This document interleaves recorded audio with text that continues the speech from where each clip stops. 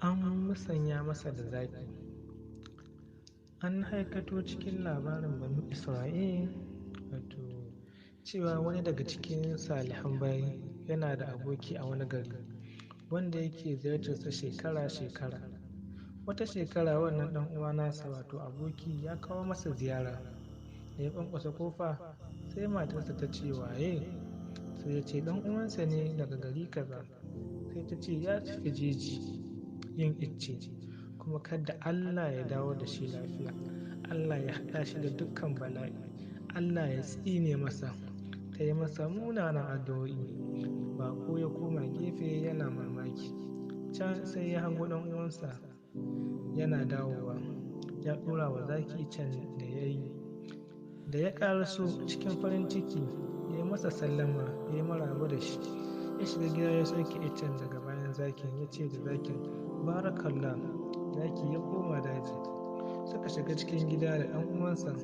Matar ta ci gaba da zakinsa tana faɗa masa munanan maganganu amma bai ce mata komai ba. Suka ci abinci suka yi hira sannan suka yi sallama. Ya koma hanya yana mamakin yadda wannan mutum yake haƙuri da halin matarsa. Da shekara ta kewayo sai ya ƙara kawo masa ziyara.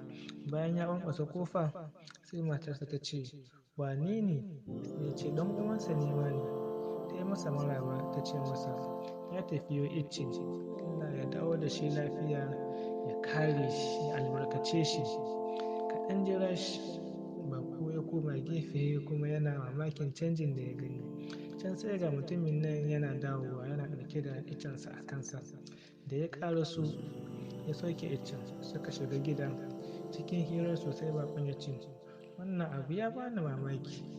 Bara na zo na je irin munanan kalaman matarka amma sai na ganka ka ɗoro wa zaki iccen bana kuma sai ka dauko a kanka amma kuma kalaman matarka masu daɗi. Sai ya ce masa mun rabu da waccan matar wato yayin da na rasa tausasawa wato kyakkyawan ɗabi'u kenan daga matata sai Allah ya hore min zaki.